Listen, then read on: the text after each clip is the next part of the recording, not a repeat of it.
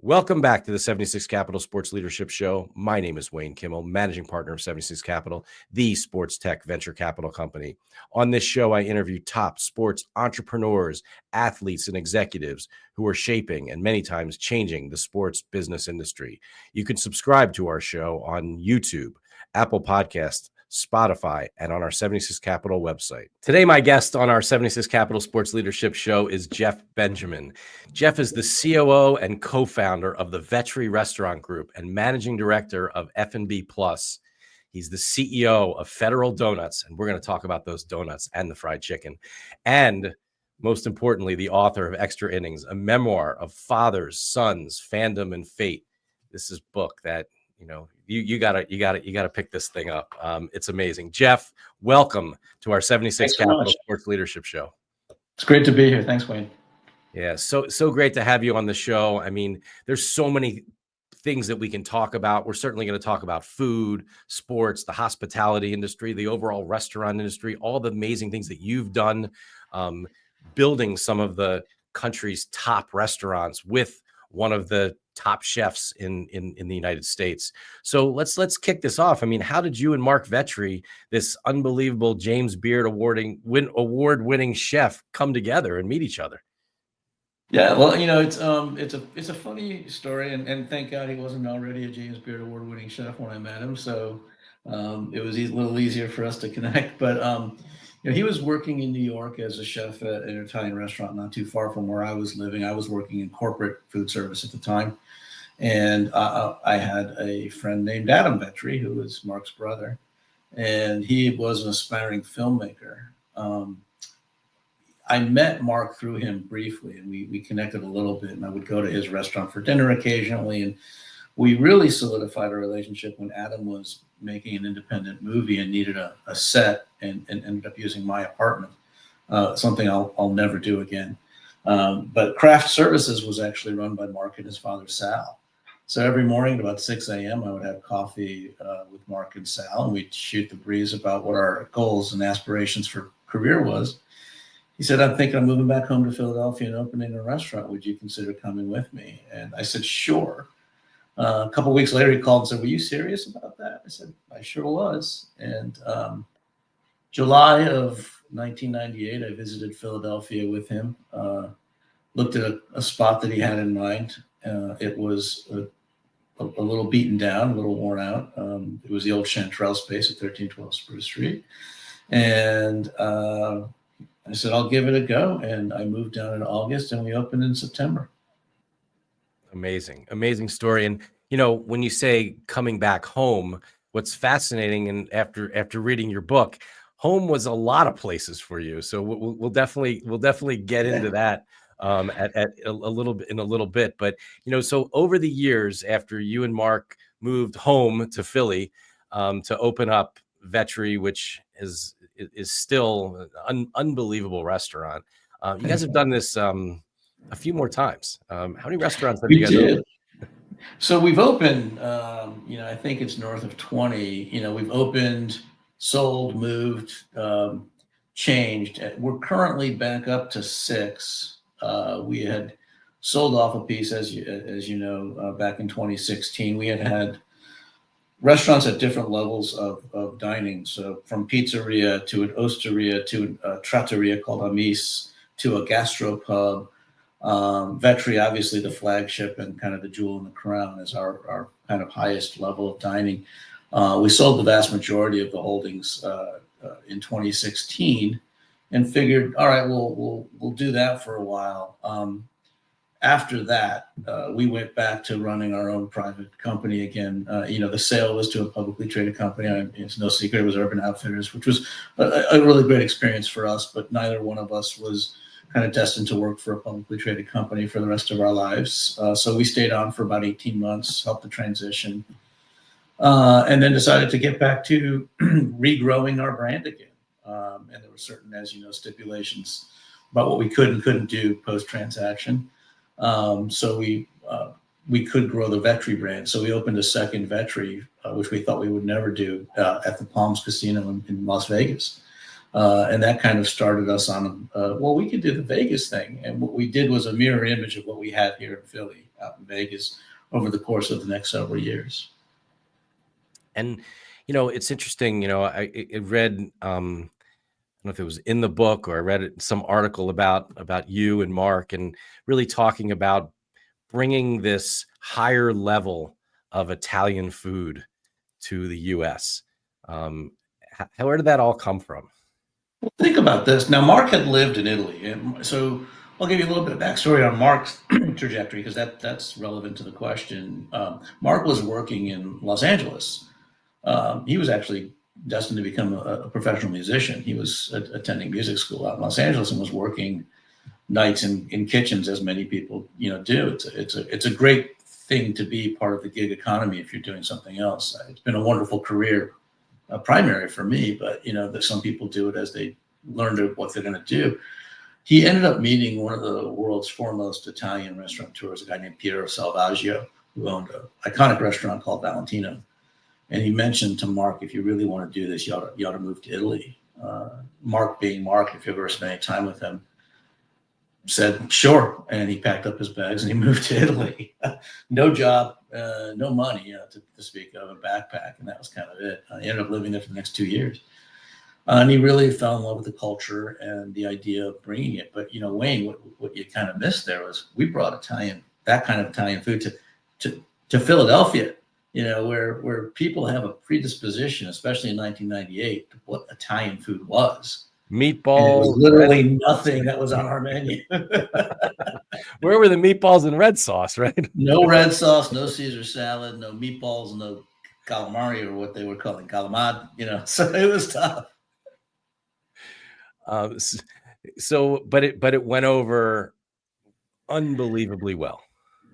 Not immediately. I keep saying we're the 20-year overnight success. There were many nights where there are more people on this call than were in the restaurant. It was tough. The first few months, location, the world's changed, right? So not everybody was eating in that fashion, but also we were east of Broad Street. And if you spend any time in Philadelphia, Broad was the bisector, and everything west of Broad was where everything happened. And, even the parking lot where we are it closed at 8:00 at night. It was, what are you doing over there? Why are you going there? And what are you serving? And it's too expensive, and the portions are too small, and we're used to big, all the knocks against us. And then little by little, fortuitously, so, some people say you kind of make your own luck. There was some luck there. We had a couple folks who came in, and I will tell you, at the time, the kind of the most iconic restaurateur in Philadelphia was George Perrier on Lebec Fin. And the space we took was the original, very first Lebec Fin. And George had a soft spot for the space, and he came in for dinner, and he liked it, and he connected with Marc. A few weeks later, I get a phone call from the maitre d' at Lebec Fin. He said, "Hi, it's Andre. We're full tonight. Do you have any room for us to send a few of our guests over?" And little by little, they would do that. And part of me thinks maybe they weren't full. They just wanted to help us. And it really felt great. And I will never forget what George did for us. So stuff like that happened. And we built ourselves up a little bit of a business. And by the end of 99, I felt like maybe it was going to work. But it took us a full year of what we call ham and egging it, Well, what were some of the early lessons that you learned, that really helped you? Well, I can almost tie this back to my Cub fandom, right? Perseverance, patience. I waited 107 years for a World Series. Waiting 6 or 7 months for customers to show up at your restaurant's nothing. But perseverance. We doubled down on our level of hospitality. Marc, who is, as you know, and alluded to, is an accomplished chef, and a phenomenal talent in the kitchen, is one of a smaller constituency of chefs who has a high focus on what happens on the other side of the kitchen door. The level of service we bring every night, whether you're at our pizzeria or whether you're at Vetri, I believe is what sets us apart. The food's good. The food's phenomenal. But if you come in and don't enjoy yourself, if there's no attention to detail on the walls or the ambiance or the lighting or the music, you aren't coming back. And so really that. But I think being nice and making a connection with the guests. It was funny. I looked this morning at our nightly shift reports from our Vegas restaurants. And Vegas being a relatively transient community, I'm constantly amazed at the number of repeat guests we have. And one of our customers had their 300th visit to our Osteria out at Red Rock. Wow. That's awesome. To me, I can get you to come once to any of our restaurants. But, so I think making the connection, being hospitable, and frankly, a hard-earned lesson was, you can't really tell the customer what they want. We got to rely on them to tell us what they want. When I was reading your book, Extra Innings, which I recommend to everybody. I mean, this, as you kind of have your subtitle, a memoir of fathers, sons, fandom, and fate. Knowing you, knowing about Marc, eating at your restaurants, a lot of what you just said, being nice to people, taking care of people, having people have memorable times when they're in your in your establishment. It sounded a lot like the guy that you were talking about in this book a lot, your dad, and what he did for the different congregations where he was a rabbi, how he connected with people. How did you he sounds like he was a wonderful person. At the same time, what did you learn from him that you now bring to what you do every day? Yeah, he was a wonderful person, and I loved being his son. I think the vast majority of what I learned from him is how he dealt with other people. I think I'd like to think I'm a really good father. I'm a girl dad, and love parenting my two daughters, and both with very different needs from me, and I think they get what they need. My father ministered to his community in a very individualistic way. If one congregant needed one thing, he spoke to them that way with what they needed, and if another needed another. And also in different communities, as you know in the book, he was briefly a rabbi in Greenwood, Mississippi, in the early '60s, and that was a trying time for him to be in Mississippi as a young 24-year-old rabbi. Very different than being a prison chaplain in Terre Haute, Indiana. So I think the idea of being open to listening to what other people's needs are is probably a very primary focus that I learned from him. I think I always give a speech to our new servers that, if you're going to work here, you have to be multilingual. And by that, I mean, you have to speak about 75 languages a night, because everybody's going to talk to you differently. You're going to talk to the 50th anniversary couple differently than you're going to talk to the first date couple, then you're going to talk to the business folks, then you're going to talk to the solo diner or the traveler, and they need to speak in multiple languages. My father also had quite a bit of compassion for folks who had a different set of circumstances than him. We by no means grew up with any level of wealth from a financial standpoint. But, we had a ton of family and connection and people who cared about us. And, it was really, you could see the hurt on my father's face when somebody was treated less than. So, that to me, taking the time to sit and listen to someone who's talking to you, wait till the question's done being asked before you try to respond. Those kinds of lessons. I think a long way of answering your question. I think I learned more about how he treated others than how he treated me. When I was reading the book, I mean, obviously it's extra innings, and you go through the different innings and of your life, and going to your first baseball game. It was really, really interesting. As you said, you mentioned you have Pete Rose behind you. You went to see the Big Red Machine and Joe Morgan and Tony Perez and all those guys, right? I mean, David, the original Ken Griffey, right? The original, exactly. But how was that a part of your family life growing up, going to games, and seemed like that was a really important part that your dad and mom, guys did with you and your family? Absolutely. And, specifically as it relates to me, I think, my father wasn't around a lot. He was constantly ministering to the community. You know, Friday nights were off the table, Saturdays were off the table. Uh, if someone were in the hospital, well, congregant, he was out the door. He would often come home for dinner, go back out to the temple.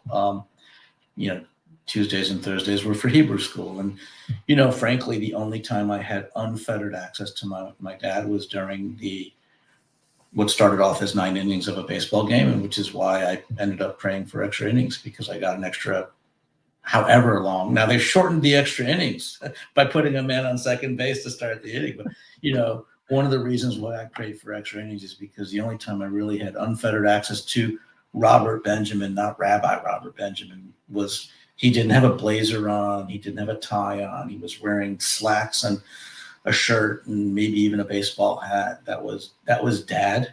And it was very rare that I got to see Dad. And as you saw in the book, it actually ultimately became a source of frustration for me that I could only see him twice, either at Temple preaching or at my Temple, Wrigley Field. You, wow, it makes me think, even just hearing you say what you just said, is my son, who will say to me when he was younger, now he's a junior in college, but he would say to me, I'd say, well, we're going to go to the game. And he would ask me, where are we sitting? And and it wasn't about where the seats, like whether it was close or far, but are we going to one of those boxes where you're going to have to network and talk to other people? Or are you going to go to the game with me and we're going to sit and watch the game together? And I remember one time when my wife was with us, and she just pulled me aside. She's like, come and sit with him right now. And enough of that other stuff for right now. And I said, no, I need to talk. She said, no, come sit with him right now and be present. And that's, I heard that and saw a lot of that in here. And you did a hell of a job of writing it. You talk also about in the book, that's an interesting point where your dad knew that Melissa was the wife for you. What an idiot I must have been, huh? He was right there, man. It was, he was pretty astute. Like I said, he paid attention. I think he saw that we had a connection, and I think he always knew that I wanted my wife to be my best friend.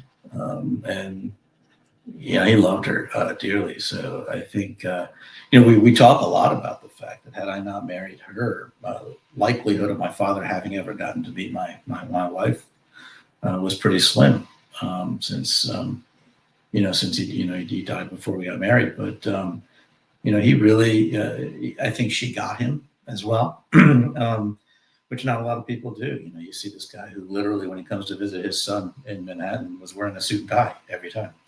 But she was able to call bullshit on him sometimes, which was good. That's amazing, and I'm sure he's looking down and very proud of everything that you've done. And you talk about your love for the Chicago Cubs, kind of the upstart team, the always trying to get there. And is that something that sort of mentality of just constantly, you talked earlier about perseverance, is that something that was really important for you and for Marc, and just building the business over the years, where it's like you just needed to you got to just keep moving forward, and something hopefully good is going to happen, and it did for the Cubs, right? Yeah, like I said, 107 years later, like clockwork. I think yes. I think the short answer is yes. And I'll give you a quick story about that. When we first opened, and again, like I said, we were on the other side of Broad. I mean, we had literally every card that could be stacked against us. We were the reason we opened on September 22nd, I believe it was the 22nd or the 21st of '98, is because that was the day we ran out of money. So we had to start bringing some cash register. So, open maybe before we should have. We were in a spot that was hallowed ground from French standpoint, we're Italian. Although Marc grew up here, we were still the outsiders coming down from New York to a restaurant, which, as you know, Philly is ventral. But Marc said, listen, we're going to be open till midnight every night. And the people in this town don't need till midnight. He goes, let's give it a year. Let's agree with each other that we'll be here till midnight for a year. So no problem. And roughly at 8 o'clock, 8:30 on almost any given night, the only two people in the restaurant were me and Marc. We send all the staff home, and Marc would pull out his guitar and play. He'd sometimes make us a little bit of food. On the nights where we were actually relatively busy, I would actually have receipts to add up during that time. But it was just us, and we would hang out. And there were nights where we're like, dude, we're going to do this for a year. And if by the end of the year we haven't done any business till midnight, then we'll scale back. And there was a night where mid-December, late January, whatever it was, massive snowstorm. I mean, massive. We were already not a very busy restaurant, but you may or may not know that the death knell for a restaurant is multiple days of snow.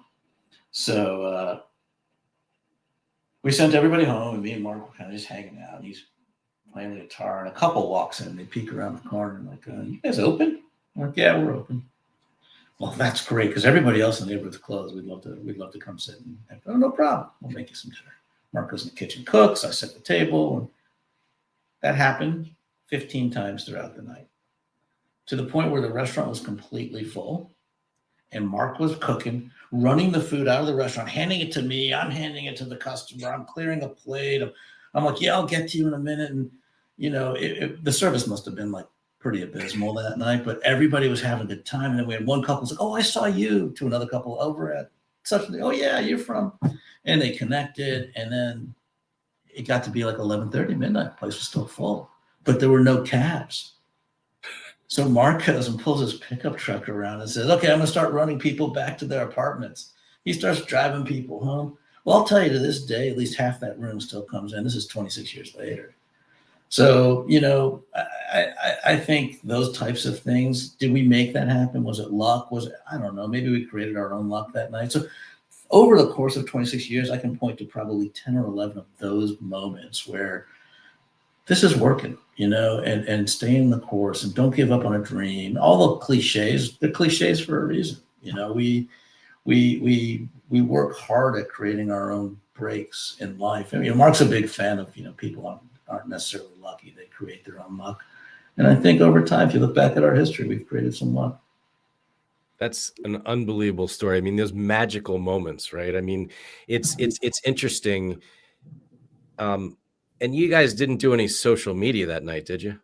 Well, social didn't exist. By the way, it didn't exist, right? I always tell the story that Marc and I had a little internal debate about whether it was worth buying a website or not back in 01 or 02. Like this, people are going to go online and make a reservation. They're going to want to call and talk to somebody.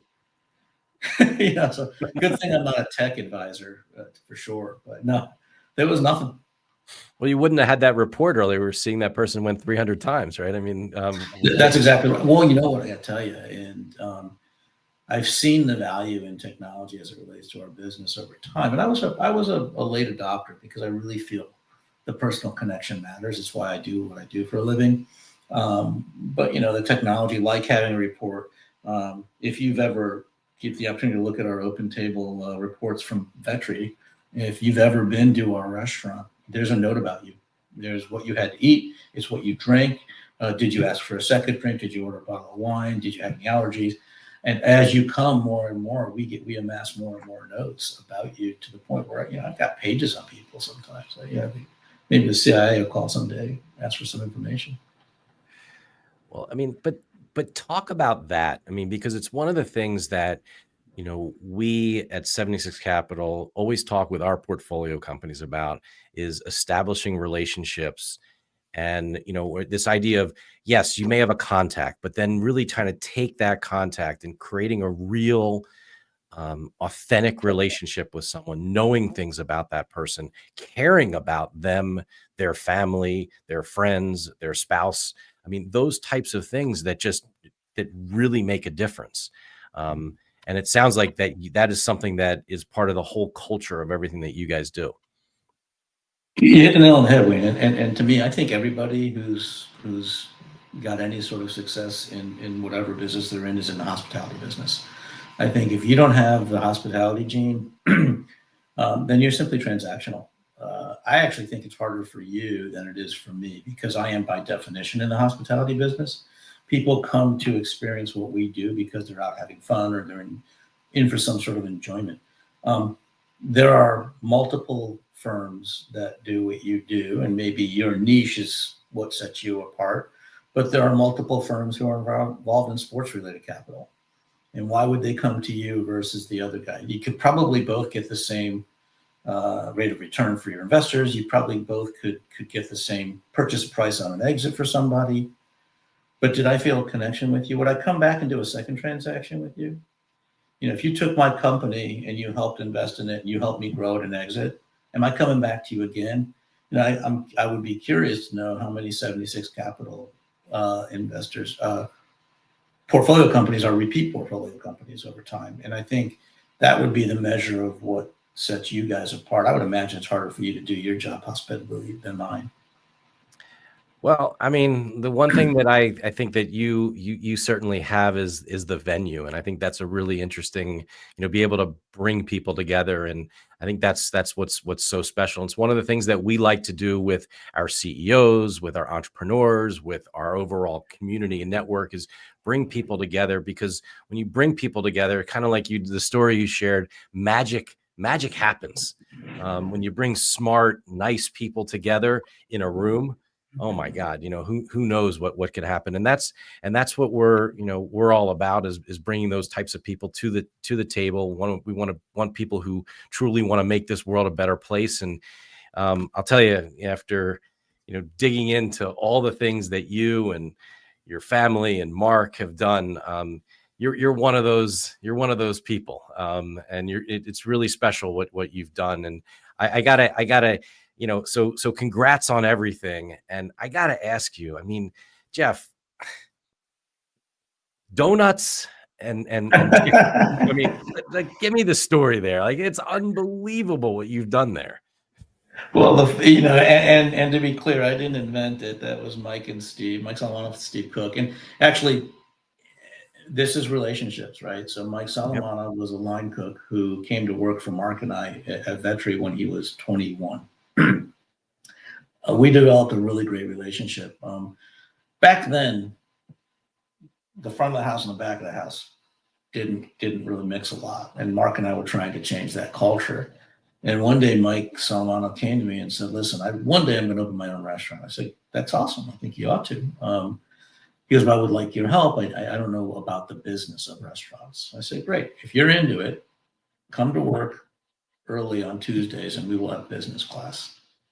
And he took me up on the offer. And we sat multiple Tuesdays for well over a year, talking about P&Ls and labor schedules and food costs and labor costs and everything. And we actually, he'll tell you, we developed a business plan for a tapas bar. Which neither one of us knew anything about Spanish food, but for whatever reason, we thought it would be a good idea. Then, Jose Garces came to town, so that became a bad idea for us. But we spent a lot of time together. We got to know each other really well. And one of the first babies he ever held was my daughter Rebecca, who's turning 22 in 4 days. That's how long we've been together. And I said to him over time as he was growing his business, if you ever need help, let me know. You talk about making your own luck and then creating something out of it. COVID hits and there's not a whole lot going on. Now, Mike and Steve had already developed Federal Donuts and Chicken out of a luck thing. They were screwing around with a donut recipe. They had this space at 2nd and Federal. It was the size of my bedroom. And they're like, well, we could just sell donuts out of here. And Mike was really enamored of Korean fried chicken. Well, we can do fried chicken. We got fryers too. Let's do fried chicken. And then it became like this cult thing. So they added a few more stores. As you know, they have one at Citizens Bank Park. But they're this cool, hip, local, founder-led organization that wasn't really built to scale. I had already been through that exercise when we sold to Urban. COVID hits, and I'm hanging out with not a whole lot to do, and I sat on a virtual hospitality panel with a gentleman named Satya Panuru, who is at New Spring Capital. And he texts me in the middle of the panel on one of those chat things on Zoom. Hey, do you have time to grab a coffee? I got more time than anybody. I'm in the restaurant business in the middle of the pandemic. So we got together. He goes, listen, we're working on a transaction right now where I can't really tell you what it is, but it's it's with a local chef who I think you know. I said, yeah, it's Federal Donuts. He goes, okay, yes, yeah, it is. So let me help you, and let me be a part of it. And I agreed to not only help shepherd the deal, I'd invest and take a board seat. And one thing led to another. And after the first board meeting, I said, these are the kind of changes I think we should implement. And they said, we agree. We think you should too. And who would you? I said, I love your CEO. He's a really nice guy, but not a scale kind of guy. I think you need a new CEO, unfortunately. And they all looked at me, and I was like, well, not me. You needed another job at that point, right? The funny thing is, I went to Mark, and Mark's like, hey, what did Mike and Steve want to meet you about? I said, oh, you're going to laugh. They wanted me to be the CEO of Federal Donuts Chicken. And he said, oh, you should do it. I'm like, well, we have a business together, Mark. He's like, no, you do this and you can do that. It'll be great. It'll be a lot of fun. We'll have some fun together. And he invested in Federal Donuts and Chicken. So I was like, okay, well, let me think about it. I get home, I tell my wife, I met with Mike and Steve. So, what they wanted? Oh, they want me to be the CEO of Federal Donuts and Chicken. She goes, you should do it. I'm like, if my work wife and my home wife both want me to do it, let's give it a shot. So it's been a lot of fun. It's not without its trials and tribulations. But so the long way of answering, how did the donut and the chicken come together? Which came first? It was passion by Mike and Steve, and my belief that they could do this thing nationwide that is making us do this. It's really just fascinating to hear. I mean, if some of the listeners and viewers of our show aren't familiar with Michael, maybe share a little bit about who he is. I mean, Marc Vetri, Michael Solomonov, I mean, two of the greats. Two of the great and two of the most humble, to be honest with you.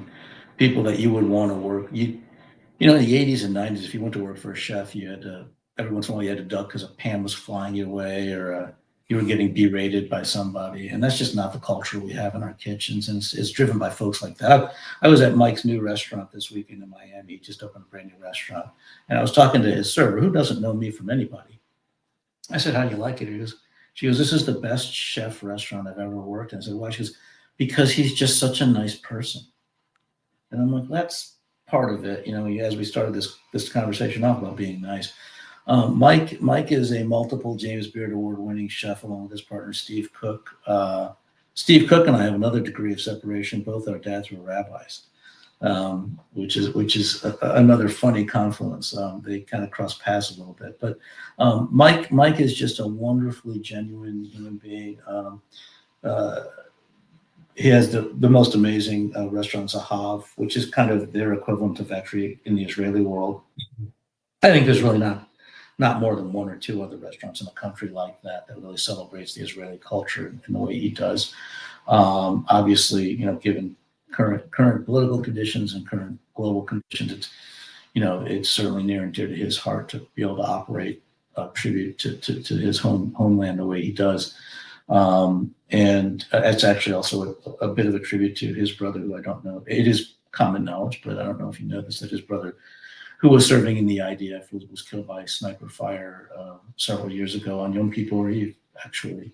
So it's nice to be able to watch his success grow. He has got, I would say 10 or 11 restaurants now, all in different Mediterranean categories. A hummus, a falafel bar, and again, like I said, Zahav. And I think he is just widely recognized, even by the outside world that's not in our community. Famous people, as we say, we'll call him and say, hey, I'm having a party. How do I do falafel? And it's just fun to watch his success. I feel like a proud dad when I see him accept an award or give a speech or be asked a question. So we love Mike and Steve dearly and really proud of them. This has been an amazing conversation. I mean, we could talk. There's so many more stories. And again, I recommend everyone, picking up Extra Innings to really hear, you'll really understand sort of the essence of everything that that Jeff's talking about here in this book. I mean, this is actually your second book, right? That's correct. Yeah, the first one was called Front of House, and it wasn't a how-to restaurant book. It was here's some things that have happened to me over the course of my career that were learnings, and I'd love for you to pick that one up as well. Absolutely. Well, Jeff, as we wind down here on our 70 Capital Sports Leadership Show, I mean, as I said, Jeff's the COO and co-founder of the Vetri Restaurant Group, managing director of F&B Plus, CEO of Federal Donuts, and the author of Extra Innings. I mean, Jeff, it's been awesome having you here. When really great to be here. Thank you. Yeah, we appreciate it. And when you kind of think about your career and what you've done so far, is there you shared a really interesting story of like how Vetri kind of just, launched and really went, big, I guess, for you guys. But is there a moment that you're the most proudest of, or is there someone that, there's a time you're like, wow, that really was so special? I don't think there's a singular moment. I think there are several moments on like a plateau where I thought, okay, if this, as we say in Judaism, Dayenu, right? So if we had just opened one restaurant and Vetri was successful, great, Dayenu, right? We grew the restaurant. We opened a second one, which turned into a launching pad for many chefs. And I think it was DoorDash recently did a Vetri family tree and gave it to Marc, of all the chefs around the country who used to work with us. And it's pretty cool. Like that to me, also super proud moment when I saw that, like, there's got to be 10 or so James Beard award-winning chefs that started their career with us. So that's the transaction with Urban was a fun moment, something that you never did as a young restaurateur, think you would have become an M&A kind of guy. And then being asked, by a private equity firm to help them lead one of their portfolio companies is also, and a portfolio company that's run by one of the people that you used to mentor. So, professionally speaking, those are all moments. I don't think I've had my final moment yet. I doubt it highly. But, nothing makes me more proud than being a husband and a dad. So as long as I can continue to do that at the same time, then I think all is golden as far as I'm concerned. That's amazing. Well, I did say that was the last thing, but I got to ask you. So, being someone that invests in the sports industry, we're so, focused on all the amazing things that are happening across the sports industry today, where technology is coming into sports and media is so important, and the gaming and gambling side of things are involved in the world of sports, and all these things are converging. But the one thing that also is really, really important in sports is food. So maybe how do you think about that, and sort of how do you think about how food and sports play an important role together? You're right, and I do have multiple outlets at the arenas here in town. I did start my career at Aramark, which is widely considered one of the tops, if not the top, sports feeding. I think their evolution, alongside what you just alluded to, sports technology, sports fan experience. I think it's not just the food, though. Like I said about the restaurants, I could hand you a burger, but the fact that Aramark sends their team to our pizzeria to train before every season, the fact that they really care about it. I would imagine there was a time in the world where if you just got a burger and a dog, look, I've been to Wrigley Field a gazillion times, you could just get a hot dog there, or you can get up and walk to the hot dog stand that serves you that poppy seed bun with the green pickle relish and the pickle on it, and you can do it up. So I think the quality of the experience, especially if you're in a market where your team's not performing well, you better make sure the fan experience is incredible. I think, we've had our fits and starts here in Philadelphia where we're very fortunate to have the Super Bowl champs. But, I think the other teams have yet to show us that for a while. Maybe Phillies, you're up next. But, and look, by the way, I will root for the Phillies if they make the series. I was there in 2008 and consider many of them a friend. But, I think that if you spend as much time thinking about the amenities that you provide your fan, of which food is probably utmost, You've been to the Wells Fargo Center. You've seen what they've done on the club level there. I think it's some of the best in sports right now. I spent a lot of time in Vegas. I went to the Allegiant Stadium multiple times in the past couple of years, and the fan experience kind of off the field. I mean, the Raiders are not a team people are generally heading out to see, but the stadium's full, and the dining experience is incredible. What Aramark Levy have done in the past several years is partner with local chefs very successfully, and I hope that continues. And just so you know, selfishly speaking, those outlets for us are probably some of the best marketing we can have. You know, you got 35,000 captive audience members seeing a Federal Donuts and Chicken in the left field corner every game. Doesn't hurt that your hotel happens to be across the street from one as well. So, you know, it certainly works for all of us. Well, it's amazing. It's been amazing talking with you. Thanks for coming on our show. Wish you a lot of success in the future, and congratulations on everything you've done so far. Thanks so much. We'll do it again. I appreciate Absolutely. it. On behalf of the entire 76 Capital team, thank you for joining us for this edition of our Sports Leadership Show. Please remember to subscribe to our show on your favorite podcast network or on the 76 Capital website. You can also explore the hundreds of episodes we've produced over the past several years on those same networks. And as always, go out there and make it happen.